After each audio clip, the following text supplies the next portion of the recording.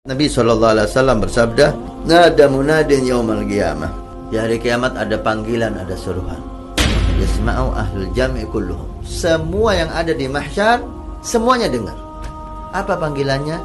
Nakisu ru'usakum wa ghaddu absarakum. Wahai orang yang hadir di mahsyar, semuanya tundukkan wajahmu, pejamkan matamu. Fatimah bintu Muhammad satamur ala sirat. Karena Fatimah putri Nabi Muhammad akan berjalan di atas sirat. Tidak ada yang boleh melihat. Semuanya harus hormat, nunduk. Alangkah agungnya Fatimah binti Rasul sallallahu alaihi wasallam. Kan dari masa hidupnya beliau menjaga auratnya, tidak pernah terlihat oleh laki-laki manapun, dan beliau tidak pernah melihat laki-laki manapun. Maka dijaga oleh Allah. Dan para guru mulia kita mengatakan, di belakang Fatimah ada cucu-cucu Fatimah, ada pencinta-pencinta Fatimah.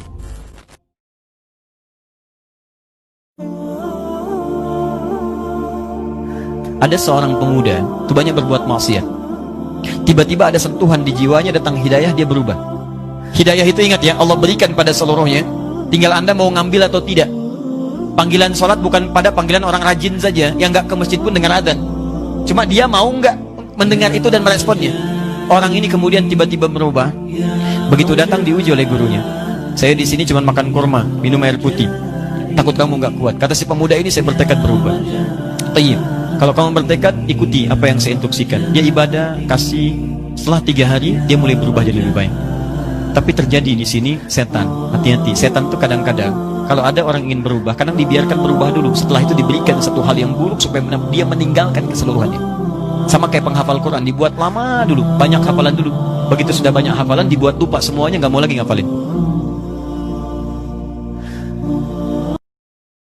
YouTube, Twitter, BBM adalah alat. Gunakan alat itu untuk yang baik-baik, maka mendapatkan amal jariah. Yang menguploadkannya mendapatkan pahala mengalir. Mati Abdul Somad. Yang menguploadkan ceramah itu kalau tidak hancur, maka dikopi berapa sudah jamaah. Saya ditelepon jamaah dari pulau-pulau tertinggal, terisolir di Indragiri Hilir. Ustaz Abdul Somad ini, betul, ceramah Ustaz sudah saya download 170 judul. Saya masukkan ke CD, saya cetak, saya bagi ke orang di kampung saya. Bayangkan itu, amal jariah yang tetap mengalir. Siapa yang Abdul Somad sekalipun tak pernah menguploadkan ceramah itu. Jamaah semua menguploadkan. Maka di akhirat nanti jangan heran Abdul Somad belakangan masuk surga. Yang menguploadnya lebih dulu masuk surga. إنها تريم الغناء.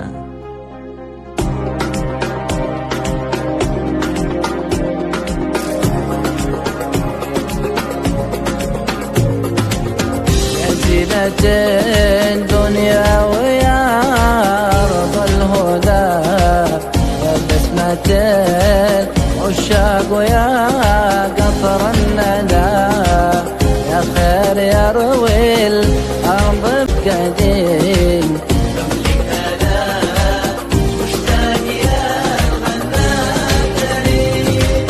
أرض المحبة والأخوة والسلام، أرض التسامح والتصافي والوئام، أرض المحبة والأخوة والسلام.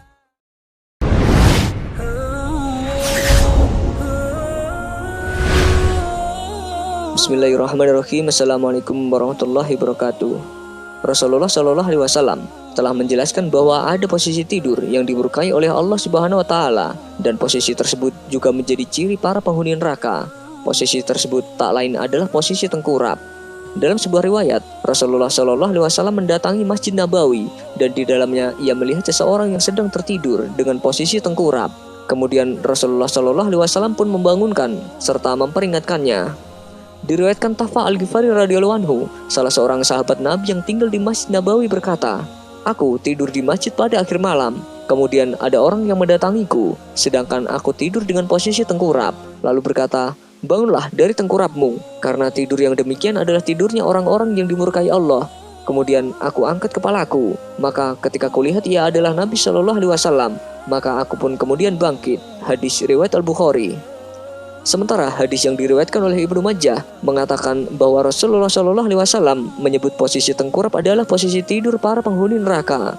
Dari Abu Syar radhiyallahu anhu, ia berkata, Nabi Shallallahu Alaihi Wasallam lewat di sisiku, sementara aku sedang tidur tengkurap, dan beliau bersabda, wahai Junaidab, sesungguhnya tidur seperti ini adalah tidurnya penghuni neraka. Hadis riwayat Ibnu Majah.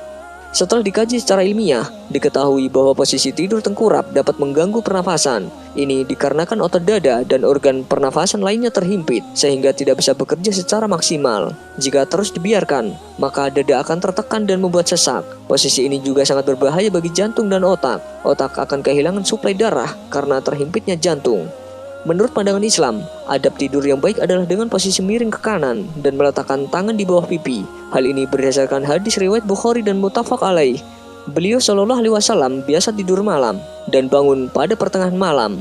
Pada sebagian riwayat dijelaskan, beliau Shallallahu Alaihi Wasallam berbaring di atas rusuk kanan beliau. Terkadang beliau Shallallahu Alaihi Wasallam tidur terlentang dengan meletakkan salah satu kaki di atas yang lain. Sesekali beliau Shallallahu Alaihi Wasallam meletakkan telapak tangannya di bawah pipi kanan beliau. Kemudian beliau Shallallahu Alaihi Wasallam berdoa. Satu catatan penting, beliau Shallallahu Alaihi Wasallam tidaklah tidur dalam kondisi perut penuh berisi makanan. Sesungguhnya di balik larangan yang Allah buat, ada sebuah kebaikan bagi hamba-hambanya. Jadi laksanakanlah segala anjurannya lewat contoh Rasulullah Shallallahu Alaihi Wasallam.